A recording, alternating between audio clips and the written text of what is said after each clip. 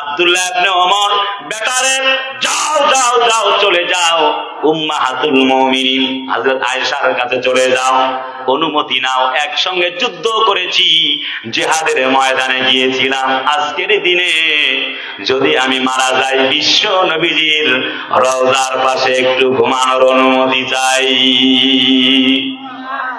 হযরত ওমরের সন্তান চলে গেল, সালাম দিলেন, বললেন খাত্তাবের বেটা ওমর পাঠিয়েছেন, বলছে বেটা বলবি না, আমিরুল মুমিনিন পাঠিয়েছেন। হযরত ওমরের এমন কথা শুনে আম্মা জান আয়েশা এক বাক্যে রাজি হয়ে গেলেন। হবার পরে ফিরে আসলেন। ওমর এই কথা শুনে সন্তুষ্ট হতে পারল না, বরং বলল আমি যখন ইন্তেকাল ফরমাবো, আমার কবর দেওয়ার আগে তোমরা জানাজা পড়াবা, আমার লাশটা খাটলায় করে নবী যেই ঘরটায় ঘুমাইতো, নবীজির ঘরের সামনে একটু হাজির করবা, বাহির থেকে একটা সালাম দিবা, আমি আব্দুল্লাহ ইবনে ওমর, ওমরের বেটা এসেছি, একটু অনুমতি নেবার জন্য এসেছি, শেষবারের ন্যায়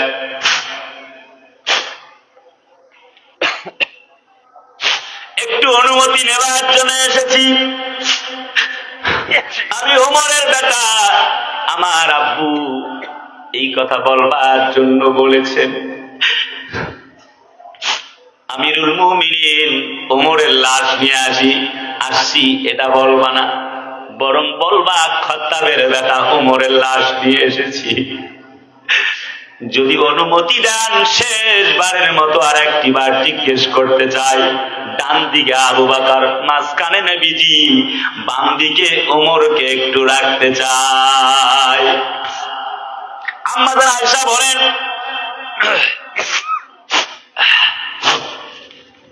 হযরত আম্মা জান আয়েশা বলেন তোমরা কি নিজের থেকে আসছো নাকি লাশ নিয়ে আসার জন্য ওমর বলেছেন?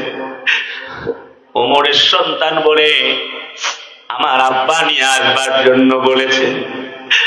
হযরত আম্মা জান আয়েশা বলেন বুঝতে পেরেছি ওমরের ঈমানটা আসমান পর্যন্ত পৌঁছে গেছে।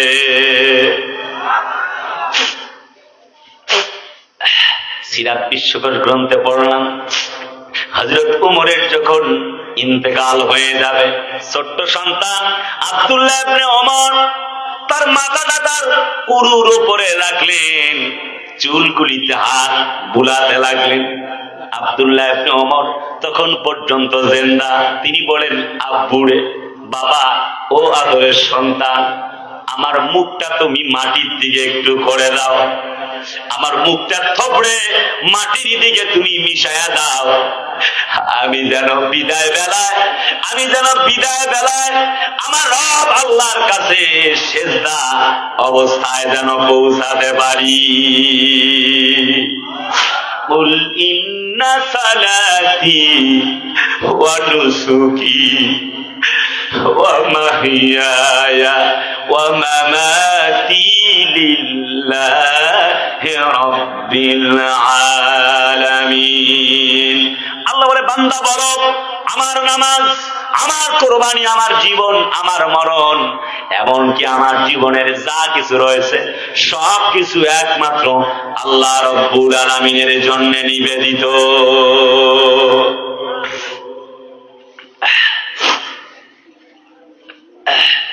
এর নাম ঈমান। এর নাম কি? না, বেলকুচিবাসী আওয়াজ হইল না, চিল্লায় বলো, এর নাম কি? ঈমান। আমরা কি হলাম?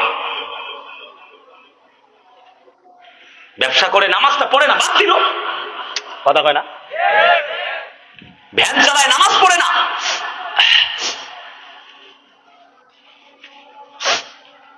রিক্সা চালায় নামাজটা পড়ে না, চাকরি করে নামাজ পড়ে না। কি জন্য পড়ে না? 2 ঘন্টা দোকানটা বন্ধ রাখতে হবে, বেচা কেনা কম হয়ে যাবে, ঠিক না? কপাল পোড়া।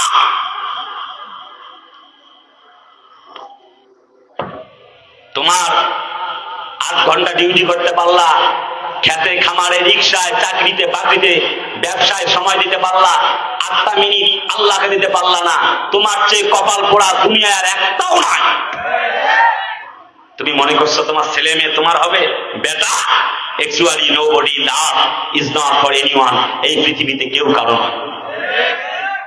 যে স্ত্রী দাদা তোমার ঘরে ঘুমায়, আজকে দাদা ভাইদের ছুটি দিতাম, যুবকদেরকে নিয়ে ওয়াজ করতাম, কিন্তু ছুটি দিয়ে লাভ নাই। আমার দাদিরা ওয়াজ শুনতে আসছে, বাড়িতে গিয়ে দেখবে দাদিরা নাই, তালা দিয়ে চলে আইছে, তখন আর ঘুম পাড়া হবে না ঘরের ভেতরে, এই শীতের মধ্যে বারান্দায় বসে থাকা লাগবে। আরে ঠিক কিনা যুবকরা, কও না কে? অতএব দাদাদের ছুটি দেওয়া যাবে না, জোর করে হলেও থাকা লাগবে আজকে। আর যুবকদের তো কোনো ছুটি হবে না, 1 নম্বর 2 নম্বর কাম সব জায়গায় সারা লাগবে। এটা কয় ঠিক হয় মিয়া,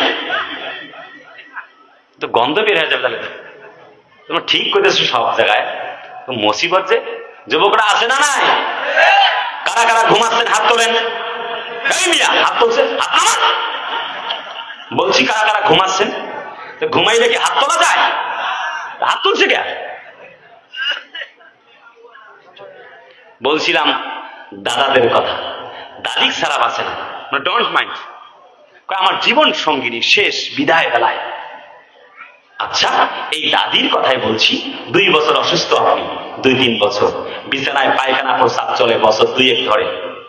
বছর 2-1 লাগবে না, তার আগে আমার দাদি বলবে 2 বছর থেকে পায়খানা ফেলাচ্ছি, গু ফেলাই, বুড়াটা মরে না কেন? মনে হয় বোঝে নাই আমার ওয়াজ। আরে কথা কেন রে? ঠিক কিনা? চরম বাস্তবতা, এটা পৃথিবীর চরম সত্য একটি বাস্তব চিত্র। রিজিক পরিমিত, হায়াত সীমিত, তবুও মানুষ দুনিয়া নিয়ে ব্যস্ত। অথচ পৃথিবীতে কেউ কারো নয়।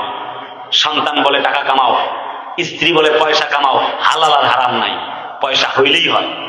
আর এই বান্দাও তাই লাগেছে, চুরি হোক, ডাকাতি হোক, টেন্ডারবাজি, চান্দাবাজি, ছিনতাই, রাহাজানি, যেমনে হোক, মিথ্যা দিয়ে হোক, প্রতারণা করে হোক, টাকা ইনকাম করতে হবে, হালাল হারাম নাই। আল্লাহর কসম, জাহান্নাম বরাদ্দ হয়ে গেছে। এত মিথ্যা, এত প্রতারণা দিয়ে কেমনে জান্নাতে যাবা বলো তো? যে সন্তান তোমার টাকায় গাড়িতে চলে, এই সন্তানও 1 মাস পায়খানা পরিষ্কার করার পরে বলবে, আব্বা প্রত্যেকদিন দেখো কেন, আমি বিরক্ত, আমি এখন যাচ্ছি টিউশনিতে, প্রাইভেট পড়াতে। ঠিকের অবস্থা বাঘের মতো হওয়া লাগবে, ঠিক কিনা? চরম বাস্তবতা, তবুও মানুষ বলতে চায় না, বুঝতে চায় না। তো আমার ভাই, তার মানে আজকের আলোচনার বিষয় হচ্ছে আল্লাহর ভালোবাসা। মনে হয় বোঝে নাই, বুঝছে? বুঝছেন তো? নতুন না নতুন? পুরান? মাশাআল্লাহ, এটা বেলকুচির মাটি তো, এটা পুরান সব। সব কোরআন প্রেমিক তৌহিদি জনতার একাংশ। বেলকুচিতে নতুন করে ওয়াজ করার কিছু নাই, আপনারা এক একজন করে বক্তা। যাকে সভাপতি রাখছেন উনি আমার থেকেও বড় বক্তা, ঠিক আছে না? না বন্ধুরা, বলছি এই জমিনে একদিন দিন কায়েম হবে, শুধু আপনার আমার উপস্থিতি আর অনুপস্থিতির হিসাব।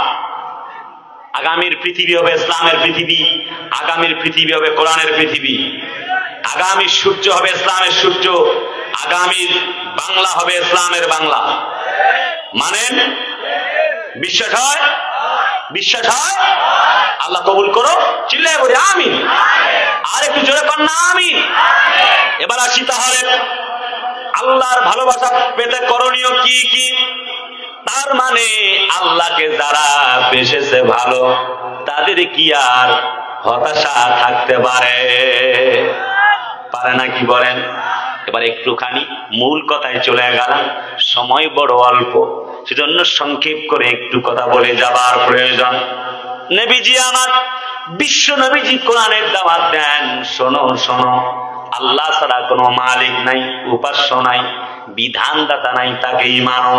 ইন্নানি আনাল্লাহ, আল্লাহ প্রমাণ করে তিনি বলেন আমি আল্লাহ এক এবং একক। কোরআনে আল্লাহ আরো বলেন শাহিদাল্লাহু আন্নাহু লা ইলাহা ইল্লা হুয়াল মালাইকাতু ওয়া উলুল ইলমি কাইমান বিল কিসত লা ইলাহা ইল্লা হুয়াল আজিজুল হাকীম। জোরে কোন আল্লাহু আকবার। আল্লাহ বলে শাহেদ আল্লাহ, আমি আল্লাহ নিজেই সাক্ষ্য দিচ্ছি বান্দা আয়, আমি আল্লাহ ছাড়া আর কোন তোর মালিক নাই। এক নম্বরে আল্লাহকে বন্ধু বানাবে যারা, আল্লাহর ভালোবাসা পেল তারা, আল্লাহর ভালোবাসা পাবে যারা, আল্লাহর জান্নাতে যাবে তারা। আল্লাহ পাক বলে আল্লাহু আকবার ওয়ালিল্লাহিল হামদু বিসমিল্লাহির রহমানির রহিম। কুল ইন কুনতুম তুহিব্বুনাল্লাহ ফাত্তাবিউনি।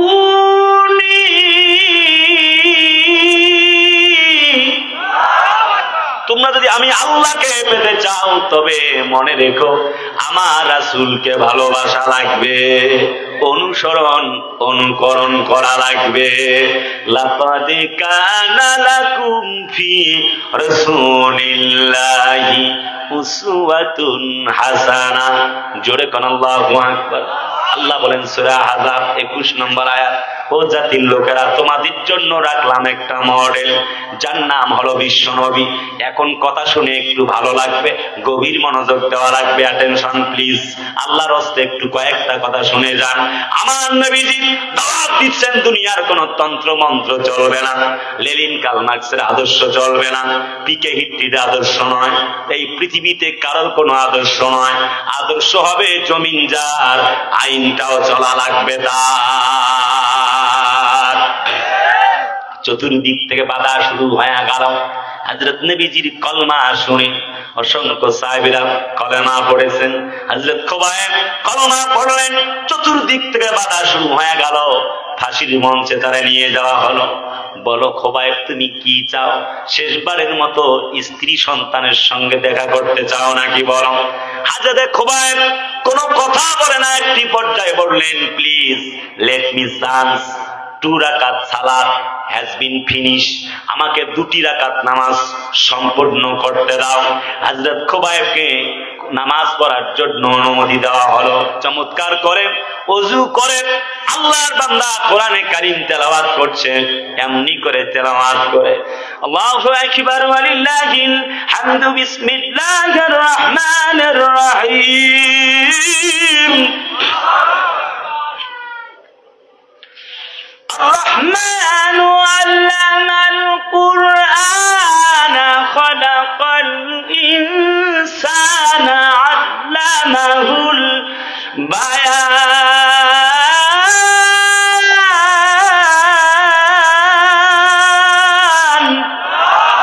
জোরে কম দেখে আল্লাহু আকবার।